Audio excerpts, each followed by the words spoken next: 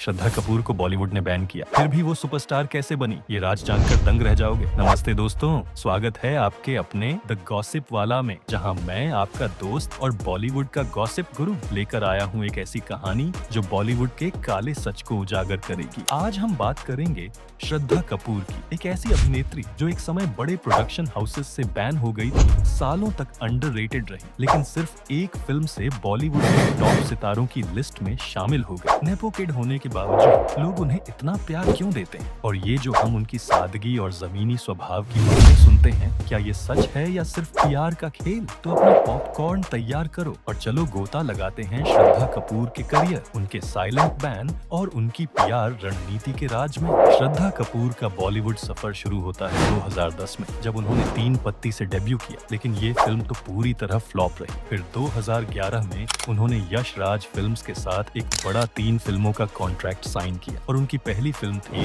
Love का the end. लेकिन असली ड्रामा तब शुरू हुआ जब यश राज ने उन्हें अपनी दूसरी फिल्म औरंगजेब ऑफर की। श्रद्धा ने सोचा, अरे ये तो बोरिंग है, और उन्होंने औरंगजेब छोड़कर आशिकी 2 चुन ली। अब यहाँ न श्रद्धा गलत थी न यश राज। श्रद्धा ने एक बेहतर फिल्म चुनी, लेकिन यश राज अपने कॉन्ट्रैक्ट्स को लेकर बहुत सख्त है। नतीजा, यश राज ने कॉन्ट्रैक्ट रद्द कर दिया और श्रद्धा को बैन कर दिया गया। बॉलीवुड में उनकी छवि बन गई एक गैर प्रोफेशनल अभिनेत्री की, और ये तो बस शुरुआत थी। फिर आया 2014 से 2016 का दौर। श्रद्धा ने एक के बाद एक फिल्में की, एक विलन, हैदर, ABCD 2, बागी और रॉक ऑन 2। इनमें से ज्यादातर फिल्में हिट रही और श्रद्धा की एक्टिंग भी काफी अच्छी थी। लेकिन रॉक ऑन 2 के समय एक बड़ा विवाद, श्रद्धा और फरहान अख्तर के अफेयर की अफवाहें। अब अगर ये एक सामान्य रिश्ता होता तो कोई बात नहीं, लेकिन फरहान उस समय शादीशुदा थे और लोगों ने इस रिश्ते की खूब आलोचना की। सोशल मीडिया पर लीक वीडियो सब कुछ था, लेकिन अब वो सारी चीजें रहस्यमयी तरीके से गायब। ब्रेकअप के बाद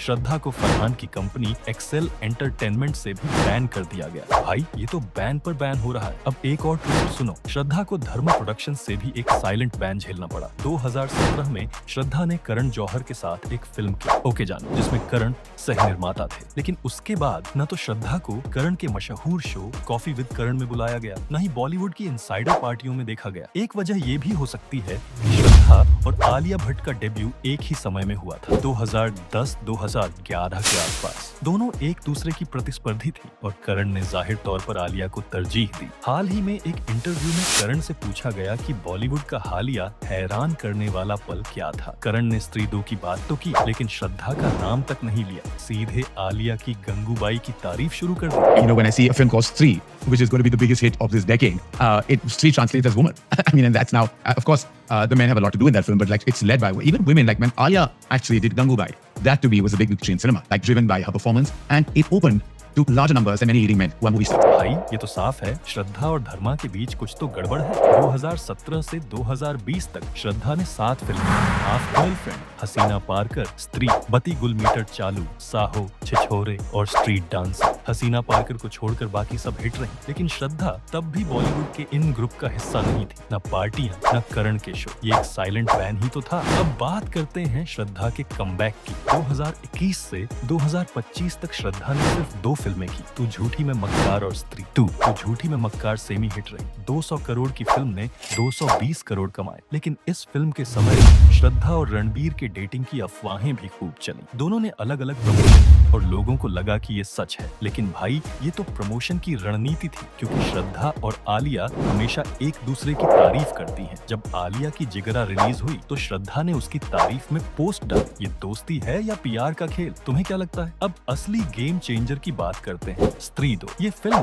2024 में रिलीज हुई और इसने पहले दिन ही 55 करोड़ का कलेक्शन किया, जो बॉलीवुड की सबसे बड़ी ओपनिंग में से एक है। लेकिन ट्विस्ट ये है, श्रद्धा का इस फिल्म में ज्यादा स्क्रीन टाइम नहीं था, उनका किरदार रहस्यमयी था, लेकिन लोग सिर्फ श्रद्धा की ही बात कर रहे थे। निर्माताओं ने भी श्रद्धा की लोकप्रियता का फायदा उठाया, फिल्म को श्रद्धा की मूवी बोलकर प्रमोट किया। लेकिन यहाँ ड्रामा हुआ, राजकुमार राव की पीआर और श्रद्धा की पीआर में टकराव हो गया। श्रद्धा की पीआर फिल्म को श्रद्धा का क्रेडिट दे रही थी और राजकुमार की पीआर राजकुमार का। अपार शक्ति खुराना ने खुलकर श्रद्धा की पीआर की आलोचना की, कहा कि ये सब एक पीआर गेम है। तो वो पॉपुलैरिटी, वही मैं आपको बोल रहा हूँ कि वो एक पीआर गेम है। मार्केट में वॉक्स पॉप्स करने निकलता है और जो ओरिजिनल ऑडियंस कहती है, जिसकी बात कर रहा हूँ, क्या वही बात ऐसा कह रहे हैं कि फिल्म को इतने नंबर मिल गए और इतनी अच्छी चीजें मिल गई, वहां पर मुझे लगता है कि हो सकता है ये चीज थोड़ी सी कर्कश लगे। उसके बीच में अगर ये चलता है तो फिर आपको पक्ष भी लेना पड़ता है, which is I don't want to take anybody's side. भाई ये तो क्रेडिट की जंग बन गई। अब बात करते हैं श्रद्धा की पीआर रणनीति। श्रद्धा को हम सब सादगी और जमीनी स्वभाव के लिए जानते हैं। वो अपने फैंस के कमेंट्स का जवाब देती है, हिंदी में कैप्शन डालती है, साधारण लुक में नजर आती है। लेकिन ये छवि अचानक 2023 से 2024 में क्यों हाईलाइट हुई? स्त्री 2 के रिलीज से 6 से 7 महीने पहले से श्रद्धा की पीआर ओवरड्राइव पर थी। सोशल मीडिया पर लेख, वीडियो, सब कुछ श्रद्धा को अलग बता रहा था। श्रद्धा तो आलिया या दीपिका जैसी नहीं, ये साधारण है, खाने की शौकीन है। लोगों को लगा कि ये तो हमारी तरह है और इसने उन्हें फैंस का चहेता बना दिया। लेकिन ये पीआर थोड़ी ज्यादा हो गई। लेख आने लगे जिसमें श्रद्धा को आलिया, दीपिका या कैटरीना से तुलना की गई। एक लेख में लिखा था कि स्त्री 2 के 25वें दिन के कलेक्शन ने आलिया की राज्य को पीछे छोड़ दिया और राजकुमार राव को सहायक किरदार कहा गया। एक और लेख में श्रद्धा के 51 मिलियन सोशल मीडिया फॉलोअर्स को आलिया के 41 मिलियन से तुलना की गई। ये लेख मार्च 2024 का है, स्त्री 2 से पहले का। भाई ये साफ है, श्रद्धा की पीआर दूसरों को नीचा दिखाकर उन्हें ऊपर दिखाने की कोशिश कर रही थी और इन पीआर जंगों की वजह से फैन जंगे भी होती है। फैंस अपने पसंदीदा को बचाने में लग जाते हैं और ये सब पीआर टीमों का खेल है। तो दोस्तों, श्रद्धा कपूर का सफर देखने के बाद एक बात साफ है, उन्होंने बैन झेले, आलोचनाएं सही, लेकिन अपनी एक्टिंग और फैन बेस के दम पर कमबैक किया। आशिकी 2 में मासूम लड़की। मेरे बुरे वक्त में तुम थे मेरे साथ, अब अगर अच्छे वक्त में तुम नहीं तो ये वक्त भी मुझे नहीं चाहिए। ABCD 2 में शानदार डांस।